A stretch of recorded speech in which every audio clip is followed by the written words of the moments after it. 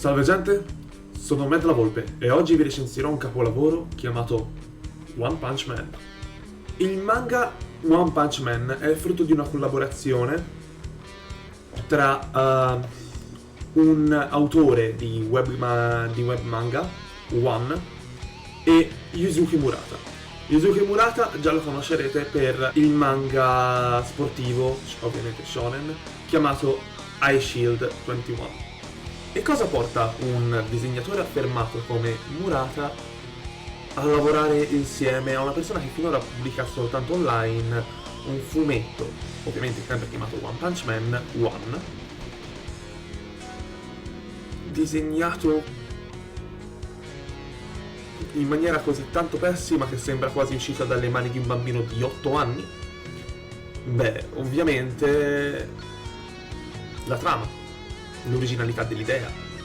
Allora, la trama è molto semplice. Una persona, un eroe, chiamato Saitama, che ha fallito l'ultimo colloquio di lavoro, ha perso le speranze di avere una vita da impiegato e di avere un futuro, a un certo punto si ribella, comincia a allenarsi e arriva a un certo punto a diventare un eroe per hobby, talmente forte che riesce a uccidere tutti con un colpo solo. Da lì nasce il nome One Punch Man, o OP Man, che significa, vabbè, overpowered man. Overpowered. Beh, troppo forte. Questa sua capacità acquisita di riuscire di essere troppo forte lo porterà a domandarsi perché sia dovuto diventare così forte, tanto che non potrà più quella sensazione di adrenalina,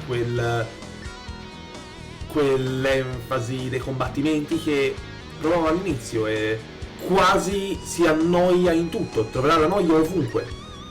Ed è lì che Murata, a mio parere, con One Punch Man, ha vinto. Perché oltre a rendere il personaggio noioso, con la sua routine, con la sua mancanza di voglia di fare, cose del genere, ha reso noioso anche il suo aspetto, che molto spesso, paragonato a altri personaggi, è addirittura stilizzato. Quindi vedrai il classicissimo demone, tutto muscoloso, tutto dettagliato, ovviamente ripreso dallo stile di disegno di Akira Toriyama, comparato a un personaggio fatto con una linea quasi tremolante, pelato, con dei vestiti semplicissimi, con un sistema di combattimento che alla fine è soltanto muovere un pugno e one-shottare chiunque. Perché nonostante Murata abbia uno stile di disegno pulitissimo, super mega dinamico e oh mio dio, le prospettive e il movimento dei personaggi sono eccellenti, Murata ha scelto di ritornare, fare qualche passo indietro, ritornare a uno stile dei personaggi più sugli anni 90 del fumetto, quindi molto sopra le righe, perché ha capito quella che è la linea del fumetto. Ergo è un manga parodico. Uno di questi metodi per fare commedia è esagerare all'inverosimile. Quindi hai qualcosa? Io ho un mazzo di fiammiferi, io ho 1000 fiammiferi, e con 1000 fiammiferi allora accenderò il mondo. Questo può essere una parodia.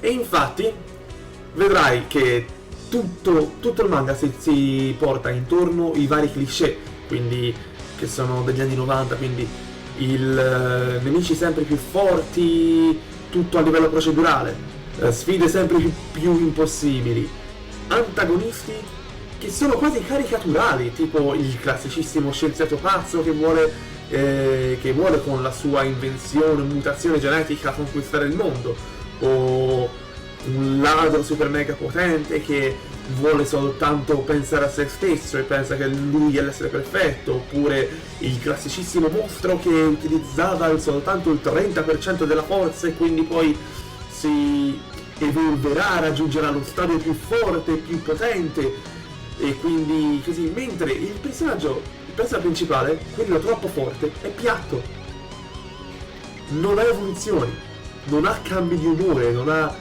anzi quasi prende in giro i personaggi, i nemici che sono sempre a darsi delle arie, a sbeffeggiare l'avversario dicendo eh sì, stavo utilizzando soltanto il 30% della mia forza, e lui li uccide con un colpo.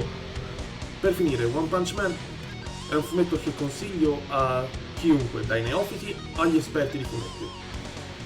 È un capolavoro sia a livello artistico che a livello di trama. A livello artistico, come ho detto prima, disegni molto dinamici, molto puliti, movimenti perfetti.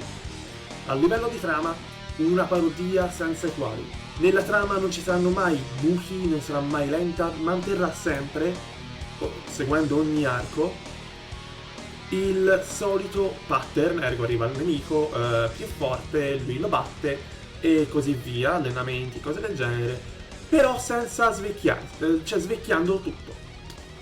Questa è inoltre una di quelle opere così tanto originali che ti fanno dire tra te mentre lo leggi: questo è qualcosa di diverso, voglio andare avanti, voglio scoprire cosa succede. E se proprio devo trovare una nota negativa è che, uno, non è ancora stato serializzato in Italia, sfortunatamente, nonostante sia stato preso dalla Jump, anche, sia nella Jump, ma non ne sono sicuro. E soprattutto che i capitoli, che ovviamente vi metterò nella descrizione online, molto spesso escono con una frequenza, almeno ultimamente, molto disturbante, perché tipo può uscire un capitolo con 10 pagine nell'arco di un mese. Ovviamente in un battle manga 10 pagine, vi correranno molto velocemente e ovviamente le berrete. Ma io sono una persona che va sempre a cercare il pelo nell'uovo, sono un dito nel culo, lo so. E questo è l'unico difetto che sono riuscito a trovare in tutto il fumetto. È un fumetto mega consigliato da tutti, globalmente, e soprattutto spero di essere riuscito a convincervi. Fatemi sapere nei commenti qua sotto cosa ne pensate, o se avete qualche altro fumetto che vorreste che recensisca. Per il momento è tutto. Un saluto da me della Volpe.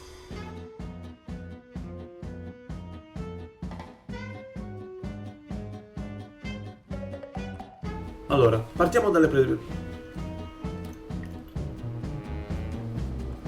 È abbastanza famoso perché se il manga di cui parlerò oggi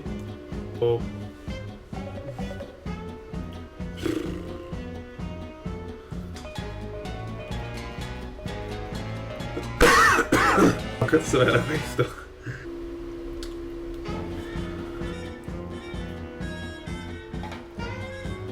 Ma perché mi viene a dire così?